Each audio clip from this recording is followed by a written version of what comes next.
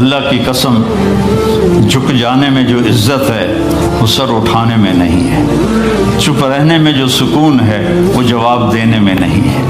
ایک عورت نے پوچھا، یا رسول اللہ میرے خامند کا میرے اوپر کیا حق ہے؟ آپ نے فرمایا تیرے خامند کے جسم پہ پھوڑے نکل آئیں اور ان میں گندا پانی جمع ہو جائے اور تو زبان سے چاٹ کے اس کے زخم صاف کرے تو بھی تو نے خامند کا حق ادا نہیں کیا۔ دونوں کو بیلنس کیا ہے۔ بہترین مسلمان وہ ہے جس کا بیوی کے ساتھ اچھا سلوک ہو۔ جب تک آپ کو صبر اور برداشت کرنا نہیں آئے گا آپ کی زندگی خوبصورت نہیں ہو سکتی۔ غصے کو پینا سیکھو، غصے کو دبانا سیکھو، غصے کے وقت چپ رہنا سیکھو تو آپ کی زندگی بڑی خوبصورت ہو جائے گی۔ دل دریا سمندروں ڈوبے کون دلانیاں جانے ہو، وچے بیڑے وچے جھیڑے وچے ونج مہانے ہو۔ میرے نبی نے گھروں کو آباد کرنے کا ایک خوبصورت طریقہ بتایا کہ اس زبان پہ قابو کر لو، اس زبان پہ قابو کر لو، خاموش رہنا سیکھ لو۔ غصے کے بیوی کو غصہ چڑھ جائے تو خامند چپ کر جائے، خامند کو غصہ چڑھے تو بیوی چپ کر جائے تو آپ کا گھر خوبصورت رہے گا۔ اگر دونوں ہی آگ لگ گئی اور دونوں ہی بولنا شروع ہو گئے تو آپ بھی گئے، آپ کے بچے بھی گئے۔ اپنی زبان پہ قابو پانا سیکھو۔ ہماری ایک دھوبن تھی ماسی شریفہ، فوت ہوگی بیچاری، وہ تھی بڑی لڑاکی، چھوٹے قادی آئے تھے، چنگا شرلی پٹاخہ ہے، تو وہ آئی میری بہن کے پاس، کہتی بی بی میری نوواں میرے نال بڑا لڑدیاں، لڑتی آپ تھی، میری نوواں میرے نال بڑا لڑدیاں، میں نے کوئی تویز دے کہ ساریاں میریاں نوکر بن جانا۔ اب میری بہن کو تو پتہ تھا کہ ماشاءاللہ آپ سوا سیر ہے، تو میری بہن تویز گنڈے کا ہمارے ملک میں بڑا رواج ہے، تو ایسے الٹی سیدھے لکیریں لگا کے نا تو رول کر کے چھوٹا سا بنا کے نا کہا کہ ماسی جب تیری لڑائی ہونے لگے تو یہ تعویذ تم نے یہاں رکھ لینا اور چک مار لینا ہے اور اس کو گرنے نہیں دینا، گر گیا تو تیری خیر کوئی نہیں۔ اور اس نے کیا کیا، اس کو چپ کروانے کا طریقہ، تو تعویذ کی تو بڑی اہمیت ہوتی ہے۔ تو ایک ہفتے کے بعد آ گئی، بی بی تو بڑا چنگا تعویذ دیتا، ساری لڑائی ختم ہو گئی کیونکہ ماسی شریفہ چپ ہو گئی۔ تو یہ سب ان عورتوں کو بھی تعویذ دیتا ہوں، ماسی شریفہ والا آپ کو بھی دیتا ہوں۔ ماسی شریفہ والا تعویذ لے لو، آپ کی زندگی بڑی خوشحال ہو جائے گی۔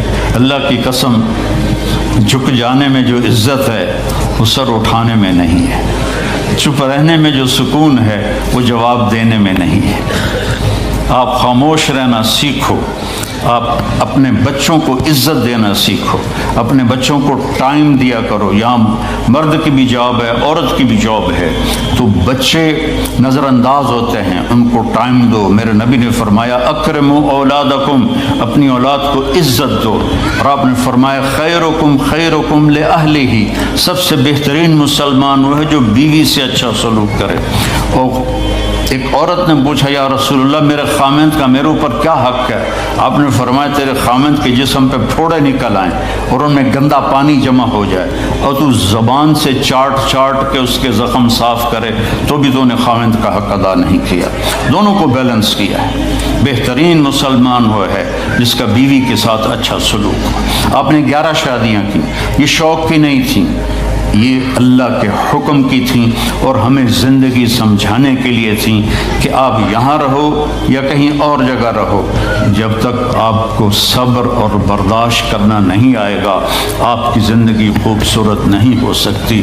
غصے کو پینا سیکھو، غصے کو دبانا سیکھو، غصے کے وقت چپ رہنا سیکھو تو آپ کی زندگی بڑی خوبصورت ہو جائے گی، بہت حسین ہو جائے گی۔ زندگی اندر ہے، باہر نہیں۔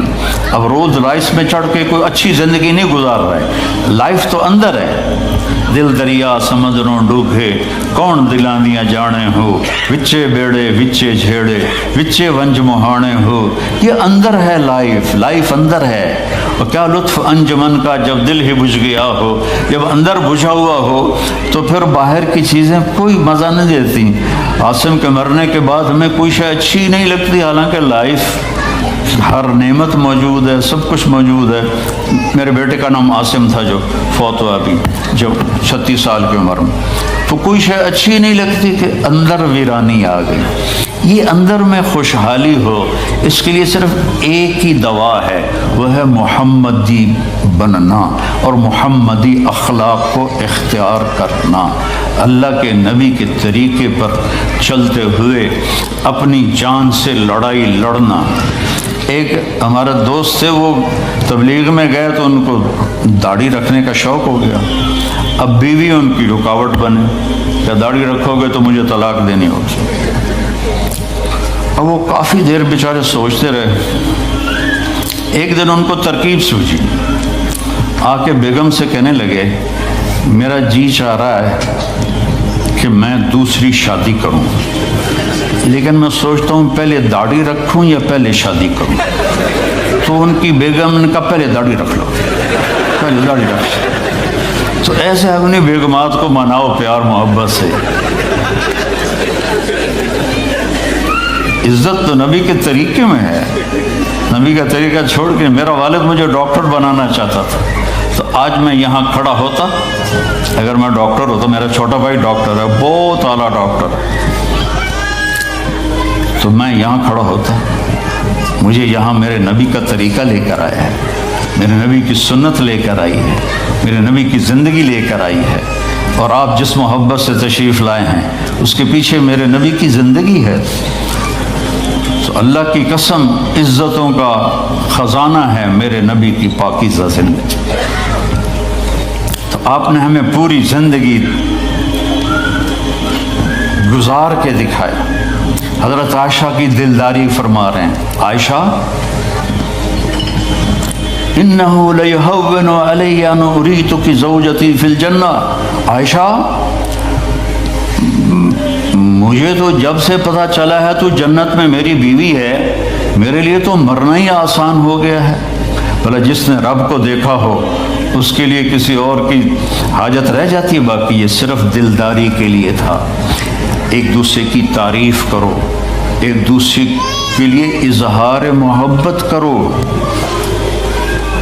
آج کا ماحول ایسا ہے، بیگم سے کہو گے آئی لو یو، کی خیرت ہے کیوں ہے، وہ تم سے کہے گی آئی لو یو تو تم بھی پوچھو گے خیرت ہے، کوئی چکر تو نہیں آ رہا۔ اظہار کرو، اظہار محبت کرو، اس سے آپ کے پاؤنڈنگ ہوگی۔ اولاد کو ماں باپ سمجھتے ہیں بس ہماری اولاد ہے، ہمیں ان سے پیار ہے، ان کو عزت دو، ان سے اظہار محبت کرو۔ ڈاکٹر عبدالحی صاحب ایک بڑے بزرگ گزرے ہیں، وہ اپنے ایک مرید کے ہاں کھانے پہ گئے تو پوچھنے لگے کھانا کس نے بنایا؟ تو مرید نے کہا جی میری بیگم نے بنایا۔ کہا اس کو بلاؤ۔ ان کی بیگم آ گئی تو فرمانے لگے بیٹی آپ کا کھانا کھایا بہت ہی اچھا تھا، بہت مزے کا تھا۔ وہ رونے لگی دھاڑ دھاڑ۔ تو وہ ڈاکٹر صاحب پریشان ہو گئے کہ بیٹی خیریت تو ہے، کیا ہوا؟ تو وہ کہنے لگی حضرت آپ کے مرید کے پاس مجھے 30 برس ہو گئے، 30 سال، کبھی ایک دن اس نے میری کسی چیز کی تعریف نہیں کی۔ تو اظہار کرو، اظہار کرو۔ حضرت فاطمہ وہاں سے دروازے میں داخل ہو رہی ہیں، آپ کمرے میں بیٹھے ہوئے ہیں یا لیٹے ہوئے ہیں یا کرسی پر ہیں یا زمین پر ہے، جو ہی حضرت فاطمہ تھے تو ایسے تیزی سے آگے بڑھتے تھے، وہیں نہیں کھڑے رہتے تھے، اور ایسے حضرت فاطمہ کا ہاتھ پکڑ لیتے تھے اور اس کو یہاں بوسہ دیتے تھے، وہ کبھی ماتھے کا بوسہ لیتے تھے، پھر ہاتھ پکڑے پکڑے ان کو ایسے لاتے اور چارپائی پہ بٹھاتے، اس کے بعد خود بیٹھتے تھے۔ یہ میرے نبی کی عزت ہے اولاد کے ساتھ، یہ عزت دو، وہ تمہارے رہیں گے، تمہارے بن کے چلیں گے۔ ان کو نصیحت کی ضرورت نہیں ہے، ان کو تمہارے پیار کی ضرورت ہے۔ اور جب اللہ کے نبی حضرت فاطمہ کے گھر جاتے تو حضرت فاطمہ یہ کرتی تھی، وہ کھڑی ہو جاتی، آگے بڑھ کر اللہ کے نبی کے ماتھے کا بوسہ لیتی، پھر ان کا ہاتھ پکڑ کے ان کو چارپائی پہ بٹھاتی، پھر خود نیچے بیٹھتی تھی۔ تو اظہار بہت بڑی دوا ہے، بہت بڑی غذا ہے۔ انسان محتاج ہوتا ہے اچھے کیے کہ وہ تعریف چاہتا ہے، خوشامد نہیں ہے، خوشامد حرام ہے، اور تعریف واجب ہے کہ اس کی حوصلہ افزائی کرو۔ تو یہ آپ کے بڑے گھر سے اور بڑی گاڑیوں سے آپ کی زندگی خوبصورت نہیں بنے گی، نبی پاک صلی اللہ علیہ وسلم کی مبارک زندگی کو اپنانے سے آپ کی زندگی خوبصورت بنے گی۔ باقی سب دھوکہ ہے، میرے رب کی قسم، سب فریب ہے۔ کچھ سال پہلے یہاں سے کوئی بڑے تاجر کی بیگم گئی وہاں لاہور، تو مجھے انہوں نے ملنے کی خواہش ظاہر کی، تو ملانے والے نے کہا کہ یہ خاتون کے جو خامد ہیں وہ پاؤنڈ میں اربوں پتی ہیں، پاؤنڈ میں۔ ٹھیک ہے، وہ آ گئی اور آ کے رونا شروع کر دیا کہ لوگ مجھے سمجھتے ہیں میں بڑی خوش قسمت ہوں، بڑی دولت ہے، بڑی گاڑیاں ہیں، لیکن میں سب کو کیا کروں، میرے خامد کا سلوک ہی اچھا نہیں۔ ہر شے اس نے زیرو کر دی کہ سلوک اچھا نہیں۔ اس کے چند دن بعد ایک اور واقعہ پیش آیا۔ ایک نوجوان میرے پاس آیا کہ حضرت اللہ نے دنیا کی ہر دولت دی ہے، ہر شے دی ہے، لیکن میری بیوی کی زبان 30 فٹ لمبی، میں کہ 29.5 فٹ کٹ دے باقی ران دے، کہ اس کی زبان بڑی لمبی ہے، میں تنگ، اگر بچے نہ ہوتے تو میں اس کو طلاق دے دیتا۔ تو بھائی بہنوں، بچوں بچیوں، اگر زندگی کو خوبصورت بنانا ہے تو نبی کا طریقہ ہے، اللہ کی قسم اس کے سوا کوئی طریقہ نہیں۔